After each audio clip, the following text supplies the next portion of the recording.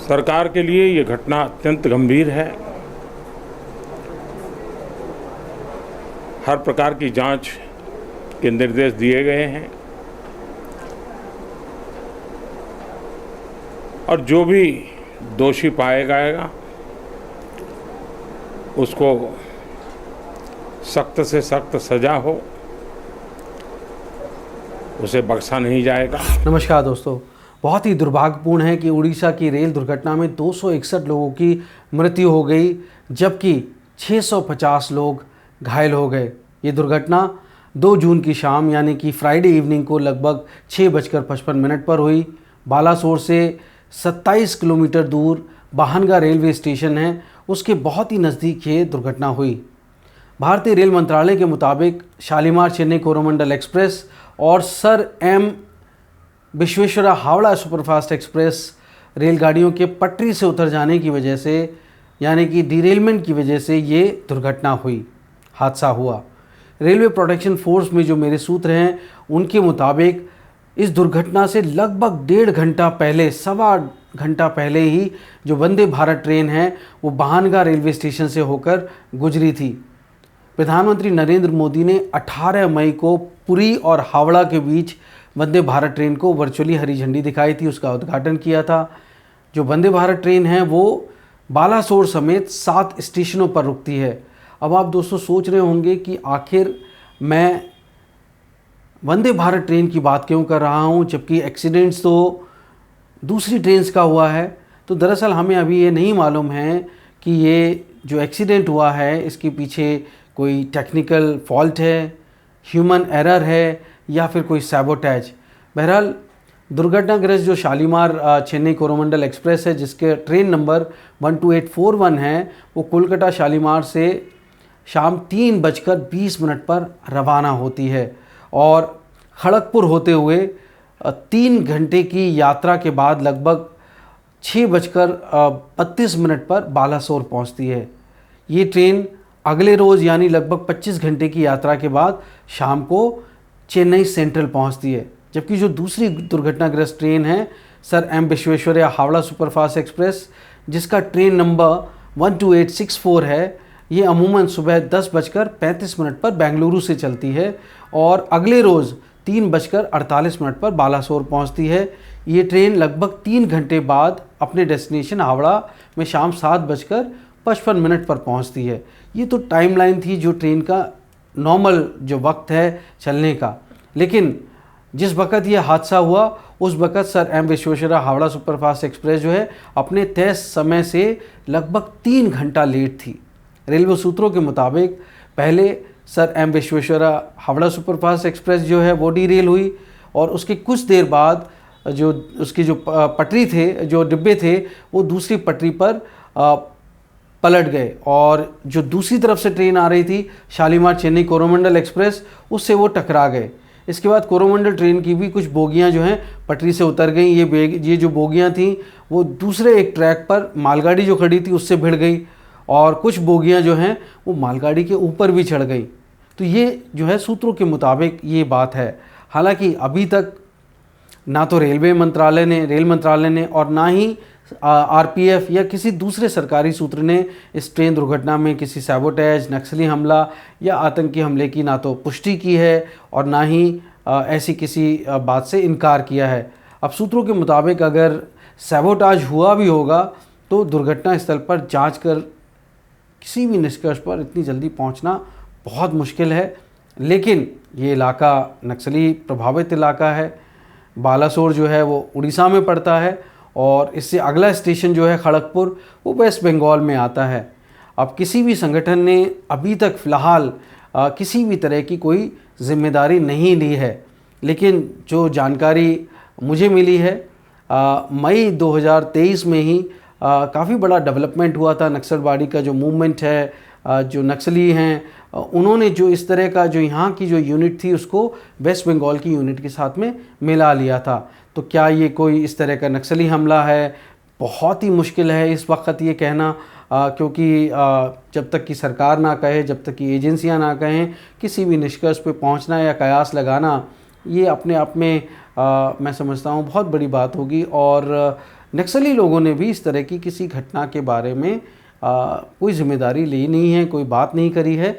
लेकिन ये एक बहुत बड़ा रहस्य है कि आखिर ये दुर्घटना हुई तो हुई कैसे।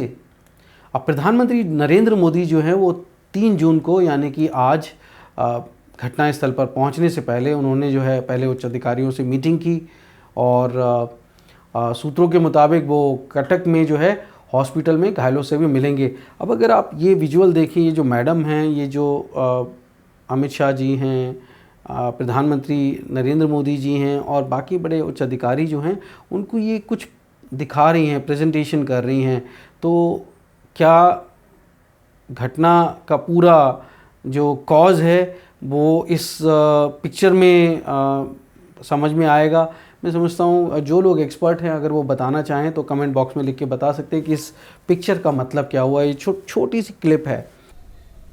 कल शाम को एक भयंकर हादसा हुआ।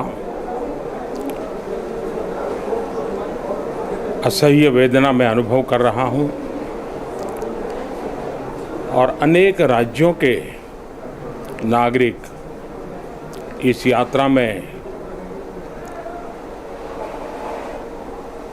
कुछ न कुछ उन्होंने गंवाया है। जिन लोगों ने अपना जीवन खोया है, ये बहुत बड़ा दर्दनाक और वेदना से भी परे मन को विचलित करने वाला। जिन परिवारजनों को इंजरी हुई है उनके लिए भी सरकार उनके उत्तम स्वास्थ्य के लिए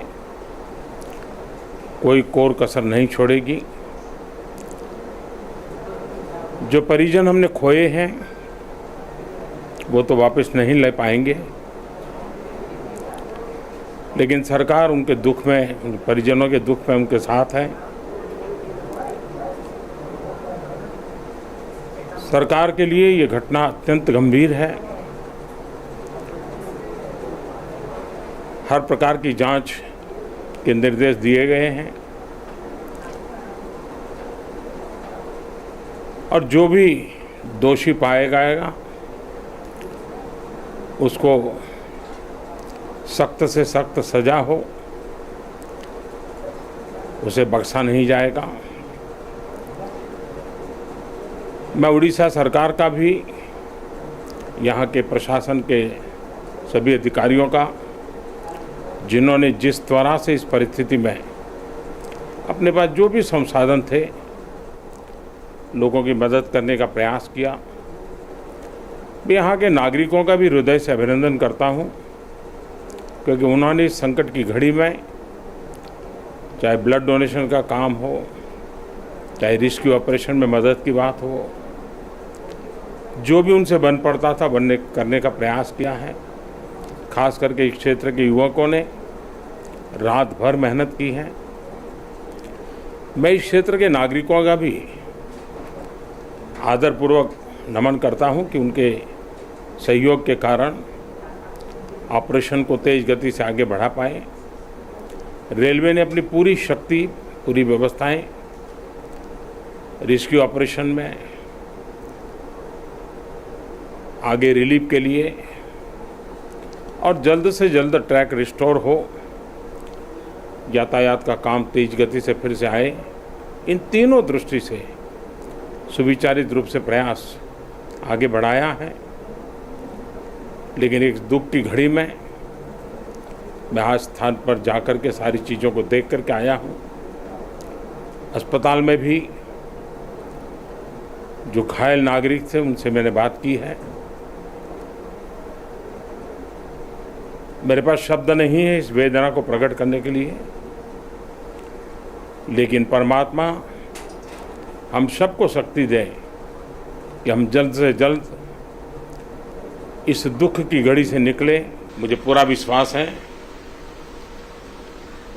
कि हम इन घटनाओं से भी बहुत कुछ सीखेंगे और अपनी व्यवस्थाओं को भी और जितना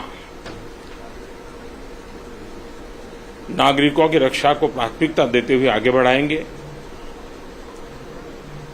दुख की घड़ी है। हम सब प्रार्थना करें इन परिजनों के लिए। अब सरकार ने जो पूरी हावड़ा वंदे भारत ट्रेन के उद्घाटन के मौके पे जो है घोषणा की थी कि भाई उड़ीसा में रेलवे लाइन जो है उस पर 100% इलेक्ट्रिफिकेशन का काम पूरा हो चुका है। और कुछ आंकड़े भी दिए गए थे कि भाई जो पिछले 9 साल में हुआ वो अब तक नहीं हो पाया था, बल्कि उससे भी ज़्यादा हुआ। तो कुछ 21,000 और कुछ 37,000 का आंकड़ा है, आप देख लीजिएगा। और कुछ समय पहले रेल मंत्री ने ऐसी दुर्घटनाओं को रोकने के लिए कवच नाम की एक नई आधुनिक तकनीक वाले जो है उस डिवाइस का भी एक तरह से मीडिया को उसकी जानकारी दी थी। लेकिन अभी ये स्पष्ट है ही नहीं कि क्या जो दुर्घटनाग्रस्त दोनों जो ट्रेनें थीं उसमें कवच या इस तरीके का कोई भी ऐसी एंटी कोलिजन डिवाइस जो है वो लगा था जिससे कि कोई कोलिजन ना हो, ट्रेनें आपस में ना भिड़ें। कवच का इस्तेमाल किया जा रहा था, नहीं किया जा रहा था। मैं समझता हूँ कि ये अभी तक स्पष्ट नहीं है। अब कवच क्या होता है, मैं कहता हूँ आप हमारे रेलवे मिनिस्टर को ही सुन लीजिए वो क्या कह रहे हैं। कवच एक ऑटोमेटिक ट्रेन प्रोटेक्शन की टेक्नोलॉजी है। इसमें क्या होता है, मान लीजिए 2 ट्रेन्स हैं, दोनों ट्रेन्स अगर सेम ट्रैक पे अगर बाई चांस गलती से भी आ गई तो पास में आती है, उससे पहले कवच उसमें ब्रेक लगा देगा और उनको रोक लेगा, तो एक्सीडेंट नहीं होएगा। मान लो एक ट्रेन के पीछे दूसरी ट्रेन जा रही है, तो इस केस में पीछे वाली ट्रेन एक सेफ डिस्टेंस पे रहनी चाहिए। अगर बाई चांस किसी भी कारण से ट्रेन अगर नजदीक आती है तो पीछे वाली ट्रेन में तुरंत कवच उसमें स्पीड कम कर देगा और उसमें ब्रेक लगा देगा। जैसे रेड लाइट है, तो रेड लाइट के पास में जैसे ही ट्रेन पहुंचे उससे पहले उस ट्रेन का कवच अपने आप उसे स्पीड को कम कर देगा, कम करके उसको रेड लाइट से पहले रोक लेगा। कोई गेट आ रहा है तो उस गेट के पास जैसे ही ट्रेन पहुंचे, बाई चांस अगर ड्राइवर ने विसल नहीं बजाई तो भी कवच उसमें ऑटोमेटिकली विसल बजा देगा। तो ये एक ऐसी फैसिलिटी है जिससे यात्रियों की सुरक्षा में बहुत ही बड़ा बदलाव आएगा। प्रधानमंत्री जी का जो विजन है कि हमारे साधारण मानवी के जीवन में ऐसा परिवर्तन आए जो परिवर्तन उनके जीवन में एक बहुत बड़ा लाभ लाए। तो ये कवच जो ताज़ा दुर्घटना है वो इतनी भयावह थी कि इसका अंदाज़ा आप ट्रेन की बोगियों को देख के लगा सकते हैं। मतलब बहुत ही मुश्किल है वो बयां करना।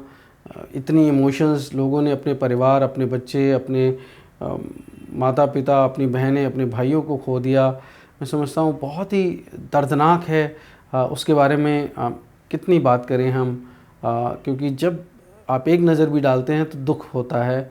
और आज 2023 में जब हम टेक्नोलॉजी इतनी आगे आ चुकी, इतनी एडवांस हो चुकी है, मैं समझता हूँ कि ट्रेन दुर्घटनाएं तो शायद विश्व में बहुत ही कम होती हैं। और इस तरह की ट्रेन दुर्घटना होना और उसमें 260-61 लोगों का मारा जाना, ये बहुत बड़ी बात है। ये आंकड़े बढ़ भी सकते हैं क्योंकि अभी घायलों की संख्या बहुत ज़्यादा है। अब एनीवेज़ इसमें सोशल मीडिया जो साइट है उसके ट्विटर पर पोस्ट किए गए 5 मई का जो वीडियो है उसको आप ज़रा ध्यान से देखिए। ये वीडियो आपको बता रहा है कि जो शालीमार चेन्नई कोरोमंडल एक्सप्रेस है उसकी रिज़र्व जो स्लीपर बोगी है वो यात्रियों से खचाखच भरी है। इतने पैसेंजर्स हैं, आप खुद ही अंदाज़ा लगा सकते हैं। अब छुट्टियों का सीज़न है, वैसे भी जो ट्रेनें हैं वो आजकल बहुत फुल चल रही हैं, रिजर्वेशन मिल नहीं रहे हैं। तो ये ट्रेन भी मानते हैं कि खचाखच भरी होगी। अब घटना की अगली सुबह यानी कि आज 3 जून को जो केंद्रीय रेल मंत्री अश्विनी वैष्णव हैं वो घटनास्थल पर पहुंचे। उन्होंने जांच के आदेश दे दिए। रेलवे प्रोटेक्शन फोर्स के डीजी संजय चंद्र से भी मैंने बात करने की कोशिश की, लेकिन वो घटनास्थल पर बहुत ज़्यादा व्यस्त थे। और जाहिर सी बात है, अब एनडीआरएफ की 3 टीमें और 20 से ज़्यादा जो फायर सर्विसेज और जो रेस्क्यू टीम्स हैं उनको बचाव और राहत कार्य में लगाया गया, ऐसा सरकार की तरफ से बताया गया। 1200 बचाव कर्मी वहाँ पर मौजूद हैं। भारतीय सेना से जो जानकारी मुझे मिली है उसके मुताबिक नियमित सैनिकों के अलावा आर्मी मेडिकल कोर और के समेत 298 पर्सनल जो है और वो सेना की 8 एम्बुलेंस के साथ में बचाव और राहत कार्य को अंजाम दे रहे हैं। और मैं समझता हूँ कि सेना, हमारे जो सैनिक हैं उन्होंने जाने कितने लोगों को बचाया होगा, सही समय पे बचाया होगा, नहीं तो ये संख्या और भी ज़्यादा मृतकों की बढ़ सकती थी। अब भारतीय वायुसेना जो है उन्होंने भी अपने 2 Mi-17 हेलीकॉप्टर बचाव और राहत कार्य में लगाए हैं जिससे कि जो घायल हैं उनको तुरंत हॉस्पिटल पहुंचाया जा सके। हमारे सभी सैनिकों को, हमारे सभी फौजी भाइयों को बहुत बहुत सल्यूट है। वो देश के लोगों के लिए इतनी ज़िम्मेदारी के साथ काम करते हैं। मैं समझता हूँ कि आज हम जब भी कोई इस तरह की दुर्घटना होती है तो हम फ़ौजों की तरफ बड़े विश्वास के साथ देखते हैं कि वो ज़रूर हमारे लोगों को रक्षा करेंगे, बचाएंगे। बहरहाल जो रेल मंत्री अश्विनी वैष्णव हैं, उन्होंने बालासोर में जो रेल दुर्घटना के मृतक हैं उनके लिए परिवारों को जो है उनके 10 लाख रुपए देने की घोषणा की है, और जो गंभीर रूप से घायल हुए हैं उनको 2 लाख रुपए, और जो जिनको माइनर इंजरीज़ हैं उनको 50,000 रुपये देने की सहायता राशि देने की जो है वो घोषणा की है। अब रेल मंत्रालय के सूत्रों के मुताबिक घायलों को गोपालपुर, कांटापारा, बालासोर, भद्रक और सोरो के अस्पताल में जो है वो भर्ती कराया गया है। रेलवे बोर्ड चेयरमैन और रेलवे बोर्ड हेल्थ डीजी भी घायलों के हालात पर नज़र बनाए रखे हैं, वो मौके पर हैं। सरकार की तरफ से बताया गया है कि प्रिंसिपल डीजी, मेडिकल डॉक्टर और general manager south eastern railway भी घायलों के इलाज में लगे हुए हैं। रेलवे बोर्ड के मेंबर इंफ्रास्ट्रक्चर जो हैं वो डीरेलमेंट साइट पर रेल यातायात को फिर से चालू रखने के इंतज़ाम में लगे हैं, क्योंकि बहुत सारी जो ट्रेन्स हैं उनको सस्पेंड कर दिया गया ऑपरेशंस को, तो बहुत सारी ट्रेन कैंसिल हो गई हैं। मैं समझता हूँ कि ये बहुत इंपॉर्टेंट काम है कि तुरंत यातायात चालू किया जाए। उड़ीसा के मुख्यमंत्री नवीन पटनायक और तमिलनाडु के मुख्यमंत्री एम.के. स्टालिन ने हादसे पे दुख जताया है। इसके अलावा बहुत सारे दुनिया भर के बहुत बड़े बड़े नेता हैं, उन्होंने भी लीडर्स ने बहुत ज़्यादा दुख जताया है। बात ही ऐसी है, घटना ही ऐसी हुई है। अब जो हमारे उड़ीसा और तमिलनाडु जो दोनों राज्य हैं उन्होंने एक दिन का जो है राजकीय शोक जो है घोषित किया है। ट्रेन दुर्घटना के बाद शनिवार को जो गोवा मुंबई वंदे भारत एक्सप्रेस का इनॉग्रेशन होना था, आज उसको रद्द कर दिया गया है। ये भी एक बहुत बड़ा डेवलपमेंट है, एक सेटबैक है। मैं कहता हूँ किसकी नज़र लगी ये तो बाद में पता चलेगा। अगर हम दूसरे ट्रेन दुर्घटनाओं पर नज़र डालें तो डिरेलमेंट की बात करें तो पूरी हाथिया एक्सप्रेस डिरेलमेंट हुआ 1999 में। ये जो एक्सीडेंट था वो सराय बंजारा स्टेशन जो है बिहार में उसके पास हुआ, और पूरी हाथिया एक्सप्रेस जो है वो डिरेल हो गई, और उसकी वजह से 22 जो यात्री थे उनकी मृत्यु हो गई। और इसी तरह से एक काडालुंडी ट्रेन डिरेलमेंट हुआ 2001 में, और मैंगलोर चेन्नई मेल जो थी वो काडालुंडी के पास में केरला में जो है वो डिरेल हो गई, और इसमें 57 लोगों की मौत हो गई। बहुत ही दर्दनाक था। रफ़ीगंज ट्रेन डिरेलमेंट 2002 में हुआ बिहार में, और यहाँ ब्रह्मपुत्र मेल जो है वो डिरेल हो गई और 130 पैसेंजर्स की इसमें मौत हो गई।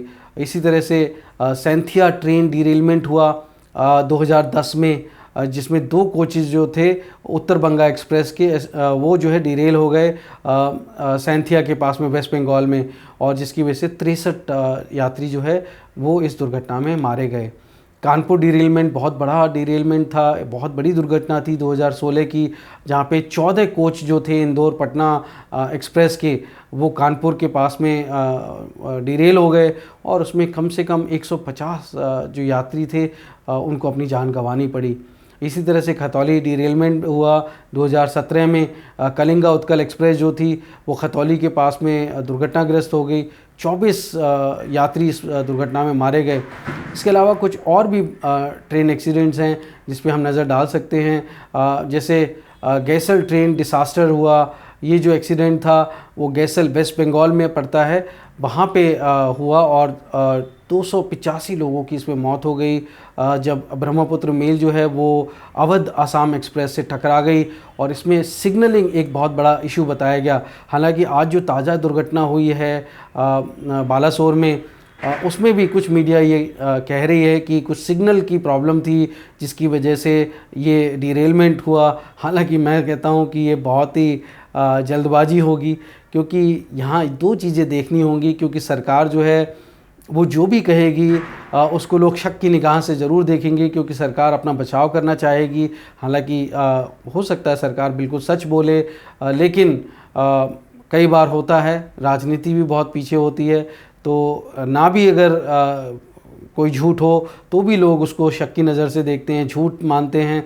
तो यहाँ पर अब जब तक सबूत नहीं आ जाते, मैं समझता हूँ सिग्नलिंग की वजह से हुआ या कोई सैबोटेज था या कोई ह्यूमन एरर थी, ये तो बाद में पता चलेगा। लेकिन हम आगे बढ़ते हैं तो खन्ना में एक 1998 में बहुत बड़ी दुर्घटना हुई, जिसमें अमृतसर के लिए जो जा रही थी ट्रेन फ्रंटियर मेल, वो एक लोकल पैसेंजर ट्रेन से जो है खन्ना के पास में पंजाब में टकरा गई और 213 लोगों को अपनी जान गंवानी पड़ी। और जैसा मैंने कहा कि ये ह्यूमन एरर बहुत बड़ा फैक्टर हो सकता है, और यहाँ पे जो दुर्घटना हुई खन्ना में ये ह्यूमन एरर की वजह से हुई। अब इसके अलावा अगर हम फिरोज़ाबाद की बात करें तो 1995 में पुरुषोत्तम एक्सप्रेस जो है वो एक कालिंदी एक्सप्रेस खड़ी हुई थी फिरोज़ाबाद में, और वहाँ पे वो टकरा गई उससे, और इसमें बहुत बड़ी दुर्घटना थी, 358 लोग मारे गए। और ये जो दुर्घटना हुई ये सिग्नल फेल्योर की वजह से हुई। तो ह्यूमन एरर की वजह से मैंने आपको खन्ना में बताया, ये फिरोज़ाबाद वाली घटना सिग्नल फेल्योर की वजह से हुई। तो हमें नहीं पता कि बालासोर की घटना किस वजह से हुई, ये तो जांच के बाद ही पता लगेगा। पर अभी जो हालात हैं वहाँ पे पूरी तरह से निष्पक्ष जांच करना, साइंटिफिक इन्वेस्टिगेशन करना, फॉरेंसिक इन्वेस्टिगेशन करना, मैं समझता हूँ टेक्निकल इन्वेस्टिगेशन करना अभी थोड़ा मुश्किल काम लग रहा है मुझे। पर रफ़ीगंज ट्रेन जो डिरेलमेंट हुआ मैंने आपको बताया, वो भी एक बहुत बड़ी घटना थी और 130 पैसेंजर उसमें मारे गए थे। ये एक ट्रैक फेल्योर की वजह से हुई थी। सैंथिया ट्रेन कोलिजन हुआ 2010 में, जब 2 पैसेंजर ट्रेन जो हैं उत्तरबंगा एक्सप्रेस और वारांचल एक्सप्रेस दोनों जो है सैंथिया के पास में वेस्ट बंगाल में टकरा गई, और इसमें 63 लोगों की जानें गई। ये सिग्नल नेगलेक्ट की वजह से हुआ। तो ऐसे एक्सीडेंट्स होते रहते हैं। मैं समझता हूँ कि पहले भी बहुत सारे एक्सीडेंट्स हुए हैं, और जो मैंने आपको नाम बताए हैं ये अपने आप में बहुत बड़ी घटनाएं हैं। अमृतसर ट्रेन एक्सीडेंट जो है 2018 का, आप सब जानते हैं कि दशहरा सेलिब्रेशन जब हो रहा था अमृतसर में, तो एक बहुत तेज वो आई और उन्होंने क्राउड के ऊपर चढ़ा दिया वो पूरा ट्रैक पे जो है, और उसकी वजह से 61 लोगों की जान गई। इतना ट्रेजिक दुर्घटना थी ट्रेसपासिंग की वजह से।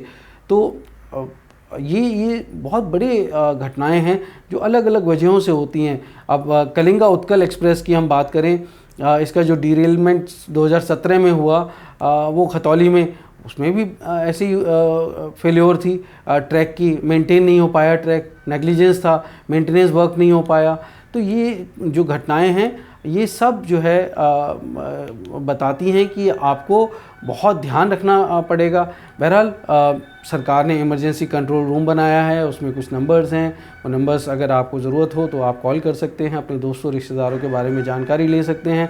मैं समझता हूँ कि सियासत एक ऐसी चीज़ है कि जिम्मेदारी आज कोई लेना नहीं चाहता, लेकिन अगर आप कुछ हाल सुधारते हैं तो क्रेडिट सब लेने को तैयार हैं। पर जब दुर्घटना हो जाती है, कोई हादसे हो जाते हैं, तो जिम्मेदारी आज कोई लेना नहीं चाहता। श्रेय सफलता का सब लेना चाहते हैं।